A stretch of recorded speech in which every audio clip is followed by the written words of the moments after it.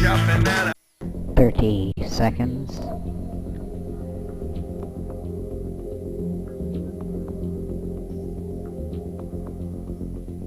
20 seconds. 15 seconds. 10 seconds. 5, 4, 3, 2, 1. In your face, all over the place. We're online 24/7. 24/7. You're listening to the hottest internet station. From beautiful Saline in southeastern Michigan. Around the world at sunskymysteries.com. This is the 2009 Top 10 Webcam in the World winner. This is SETV.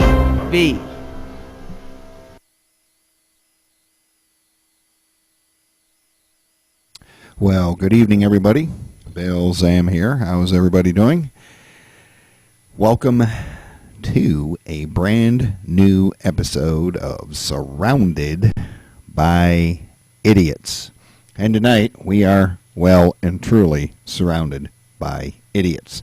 However, I do have some good news for the entire audience. We have gotten your emails, and we have, in fact, made some changes to the stream. You can once again listen to the stream at sunskymysteries.com. You can access the video stream from that page. You can watch it at survivalthroughinformation.com. And, of course, you can watch it and listen to it at SalineETV.com. Now, the reason why we've done that is because at SalineETV.com, that is essentially a members-only site. It is our social media site, if you will. It has, your wall and where you can post things to your friends that are on the site and things like that, and groups and, of course, news items, that sort of thing. We have had a lot of denial of service attacks on that particular website. So we have got it locked down pretty tight, and as a result, a lot of people can't get on there. So we are putting the show back on the other pages, and we'll see what happens. I expect we'll probably get the usual attacks and that sort of thing from the nefarious idiots around the world. But tonight, what I wanted to talk about, I've just going to do a short show tonight. There is a website that you should be aware of. Let's go over here to... There we go. Let me get rid of... Let's see here. We're going to go ahead and get rid of that up at the top of the screen. And while we're at it, we will go ahead and get rid of that too.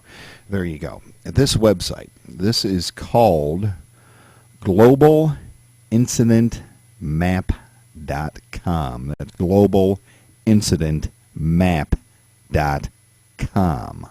Incidentally, we have our tweet stream, our Twitter stream at all of the websites now, so that whenever we have a good-sized audience for a show, I can tweet all of the links and everything so that everybody can see what I'm talking about. This website here, globalincidentmap.com. Right now, we are looking at the earthquake map here on this website. Let me see if I can zoom in on this. There we go. You can see all of the earthquakes around the world.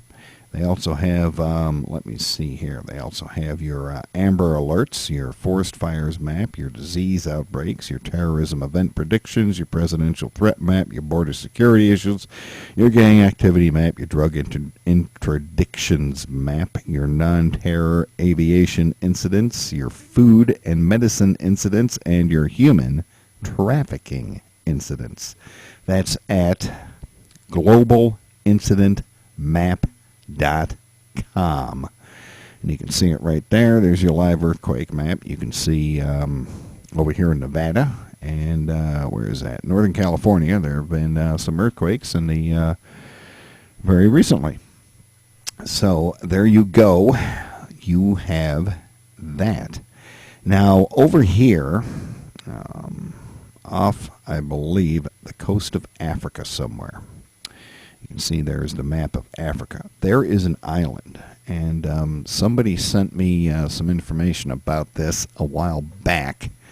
And while we were on sabbatical, I explored this website. This is called, let's see here, let's go to this tab right there, the mysterious Socotra Island. It's in the Indian Ocean.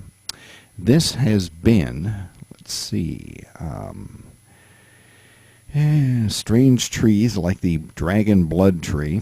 It has been isolated from the mainland of Africa for 6 to 7 million years. And they have some of the most, there's the beach there, they have some of the most bizarre looking plants that you've ever seen. There's the photograph of the road there. Of course, any place that human beings have found out about, they am sure they will be there to crap the place up. And you can see it's a fairly large island by the looks of things. There's another image of the beaches there. It's very interesting. And here is one of the trees. This is the dragon's blood tree, the Dracaena cinnabera, as seen in front of the Skund Mountains on the island of Socotra, Yemen. It's apparently part of Yemen. The tree is so named because any injury to the bark results in deep red liquid excreting from the scar, compared to the past, the dragon blood of dragons. That is a cool looking tree. Let's go down here and look at, there's some more trees here. These are the baby versions of this tree up here.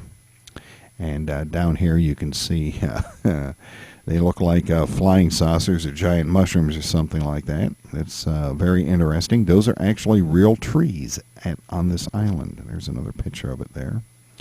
And this is called the desert rose tree right there. It's another really cool looking tree. And right here, there's another photograph of the desert rose.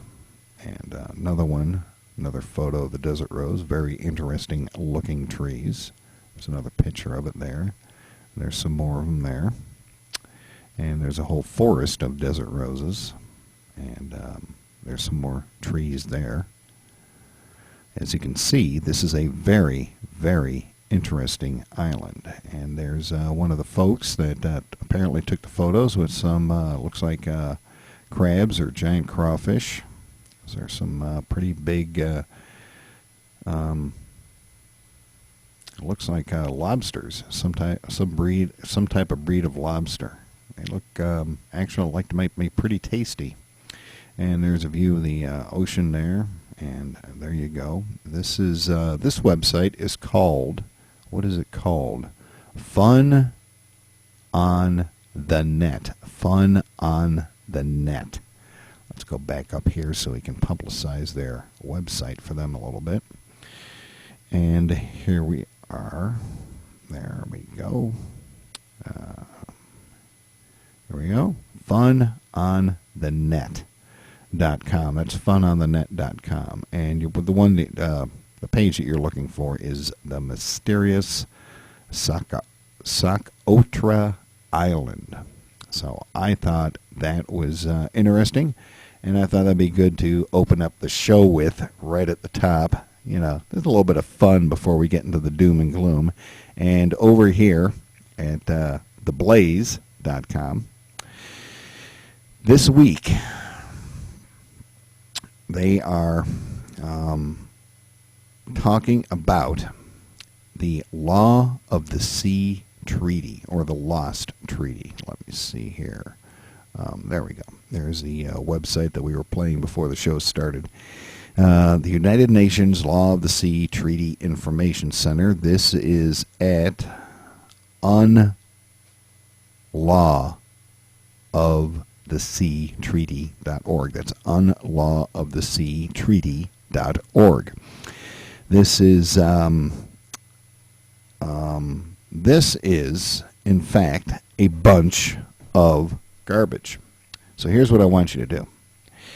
If you come across somebody, or if you're talking to somebody as you go through your everyday life, and they say, you know, this Law of the Sea Treaty, that sounds like a good idea to me. Here's what I want you to tell them. First thing, you're going to look at them and you're going to say, you know what? You're full of crap. And the second thing you're going to say to them is, what are you thinking? And then the third thing you're going to say to them is, and here's a quote for you, in my opinion, anybody that considers the Law of the Sea Treaty for the United States is committing treason against the United States. Okay? That's what I want you to do. If they approve this, anybody who votes for it is committing treason because it gives up the United States sovereignty to the United Nations. The only thing that it is a redistribution of wealth scheme. That's all it is. It's another way. The new international economic order has been described as redistributionist. The Law of the Sea Treaty calls for technology transfers and wealth transfers from developed to undeveloped nations. It also requires parties to the treaty to adopt regulations and law to control pollution of the marine environment. Such provisions are among the reasons why President Ronald Reagan rejected the treaty in 1982. As Edwin Meese, the United States Attorney General under President Reagan, explained recently, it was out of step with the concepts of economic liberty and free enterprise. In addition to the economic provisions, the treaty also establishes a specific jurisdictional limit on the ocean areas that countries may claim. Some proponents of the treaty believe that the treaty will establish a system of property rights for mineral extraction in deep sea beds, making the investment in such ventures more attractive. This is not a good thing. They are apparently starting to talk about doing this in the lame duck session after the elections in November. This is one of the things they're trying to sneak through in the lame duck session. If Obama gets unelected, this is probably one of the things that he's going to foist upon the American people to help ruin everything. Let me explain how this treaty works. And you can go and get the text for it, and you can read about it wherever you want to read about it at. Here's how it works. This right here is a beverage. It is an adult beverage, as I have been known to consume every now and then. When I get done with this beverage, after a while, I am going to need to continue the process of removing the beverage from the premises. Now, let's say that, for the sake of argument, I go outside and eliminate the result of consuming the beverage.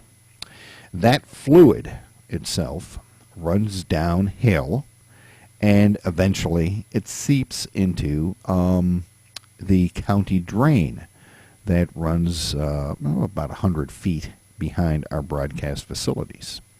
That goes into the Saline River. From the Saline River, it goes into the River Raisin.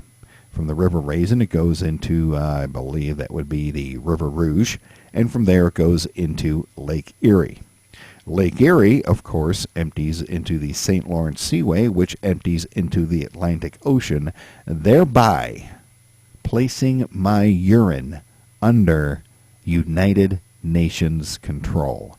Anything, any water, any puddle, anywhere that is potentially connected to the ocean, and that is virtually anything, any puddle, any bit of moisture, any wetland, anywhere, is connected to the ocean in some way, and that gives the United Nations regulatory, and taxation prerogatives over everything in the United States.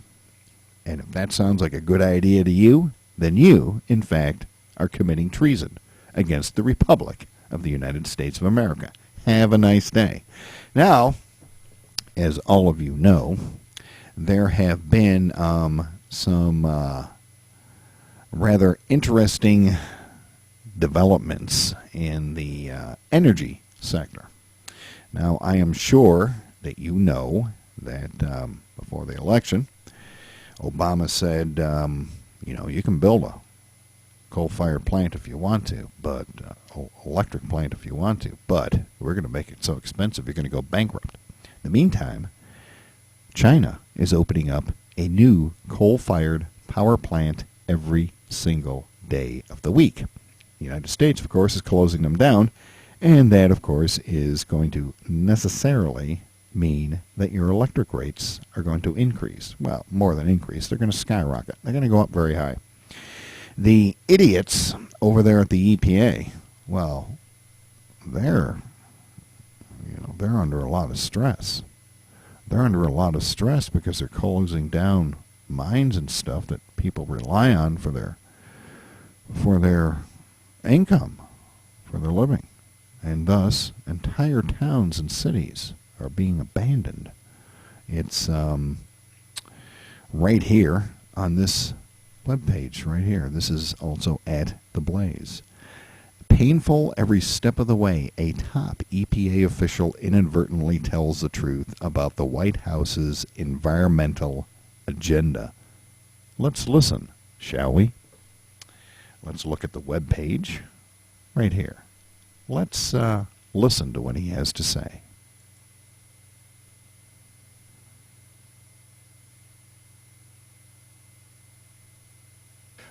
But no, right now, we are struggling. We're struggling because we're trying to do our jobs. And Lisa Jackson has put forth a very powerful message to the country. Just 2 days ago, the decision on greenhouse gas performance standard, and saying basically gas plants are the performance standard, which means if you want to build a coal plant, you got a big problem. That was a huge decision. You can't imagine how tough that was. Because you got to remember, if you go to West Virginia, Pennsylvania, and all those places, you have coal communities who depend on coal. And to say we just think those communities should just go away, we can't do that. But she had to do what the law and policy suggested. And it's painful. It is painful every step of the way. So I thank you for... Well, those poor babies, they're kicking people, essentially, out of their homes, out of their towns, shutting down entire industries, shutting down people's way of lives. And in the meantime, we're only having about 65,000 jobs a month added to the economy. Don't forget that there's a tremendous number of people that are entering the potential workforce every month, just simply from kids graduating from school and looking for jobs and whatnot. And you have all those people that are essentially kicked out of their homes by the federal government, which is, in my opinion, worse than scandalous. In other news, a federal judge has estimated that 30,000 secret warrants are given every year to spy on American citizens. Federal judges approve about 30,000 secret warrants to spy on people in the United States every year, and the innocent probably will never know they were watched, says a U.S. jurist involved in issuing the orders. Magistrate Judge Stephen Smith writes in a new paper, highlighted it by Ars Technica, that the 2006 total outstripped the entire output of the Foreign Intelligence Surveillance Court since it was established in 1997. Secret orders were authorized by the Electronic Communications Privacy Act of 1986, known as ECPA. Smith writes that the volume of such cases is greater than the yearly combined total of all antitrust, employment discrimination, environmental, copyright, patent, trademark, and securities cases filed in federal court. And we'll just go ahead and let you read about that for just a minute and let that just kind of like soak in. Soak in that could very well be that you are under surveillance by the United States government and you don't even know it. Because apparently, according to this judge, that's what they're doing. It includes sealed court orders, gag orders, delay notices. It's as though these orders were written in invisible ink, legible to the phone companies and electronic service providers who execute them, yet imperceptible to targeted individuals. Now, one thing that I had thought myself, due to some of the very interesting happenstances that have occurred when we've had people like Cliff High and Boris Artemenko and other people on the show, is that we, number one, we get our voice over IP hacked into, and the program is shut down all by itself. Very strange. You're sitting there, you're talking to somebody, and all of a sudden, click, entire thing's gone. We've had denial of service attacks on the websites. We've had very mysterious service interruptions. All sorts of very interesting things. So it could very well be that we are being watched here at the Saline Entertainment Television Group, LLC. So, who knows?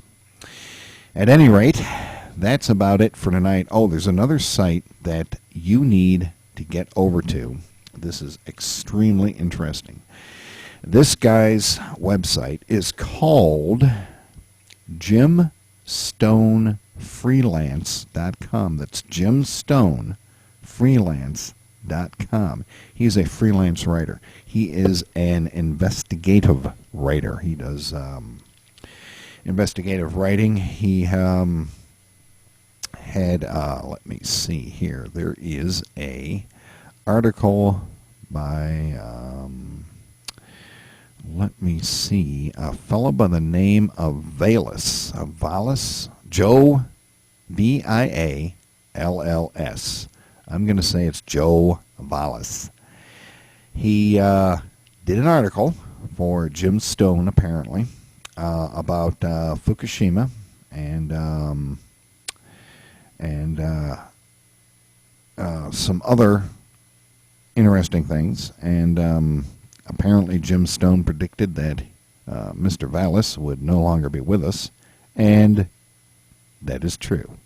He gave the first part of his report that was published and ceased to be on this side of the grass. Apparently Jim has been having some problems. He has, his latest article here is from June 6th. That would be today.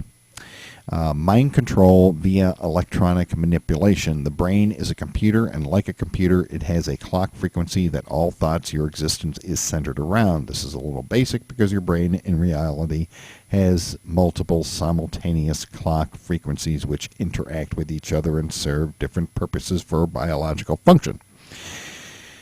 Whereas a computer is only has one clock frequency and only one microprocessor. Because your brain is a ultra parallel computer, it can accomplish a lot while using frequencies that are far lower than would be practical in a microprocessor.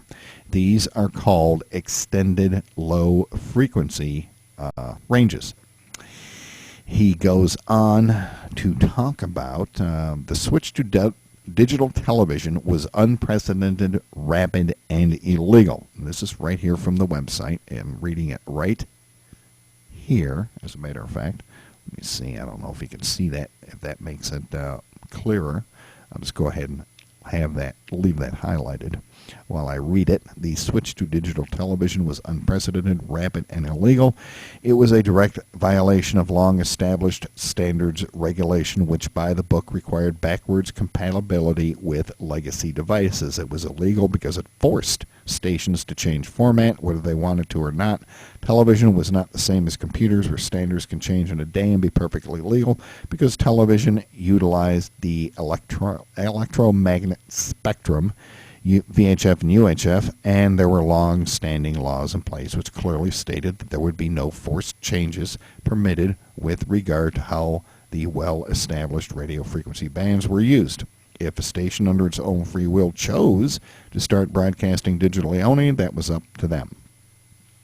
The illegal aspect of the switch was that it was forced on everyone, wanted or not.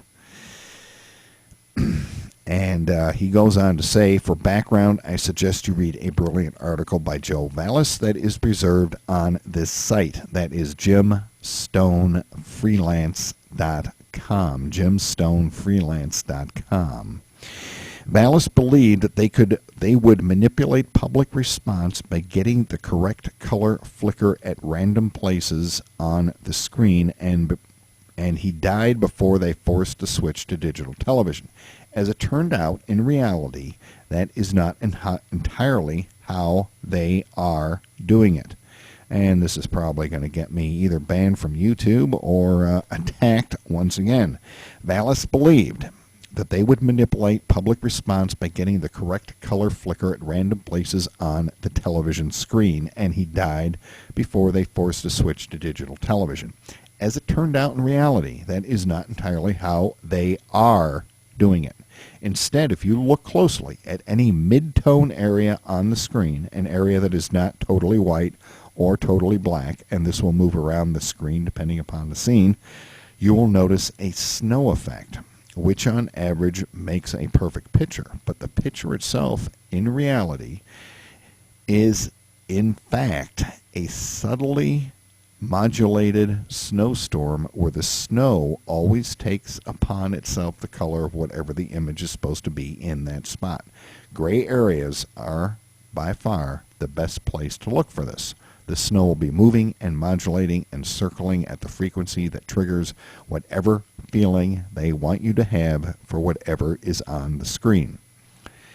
Keep in mind, there should be no such thing as snow in a digital picture, but it is there. It is not in all broadcasts. Jim Stone suggests that you observe the screen during any program where they are bragging about being Jewish or pushing a gay agenda or airing a political topic, especially campaign ads and politically weighted news, especially anything of a political nature. And he goes on to describe how to observe the screen. Let me see here. This actually concerns computers, too. The effect is not obvious. You have to get tricky to see it. So go beneath the TV, up very close to it, at an angle where the picture does not show right. You have to be able to see the subtones only, and then you will see the snow. Computers will do the color shift as well. Take your LCD computer screen for practice before trying on a big, clumsy LCD television and tilt the screen back until you see a shift in the way the colors are displayed. Many of you have already noticed this. It is at that angle.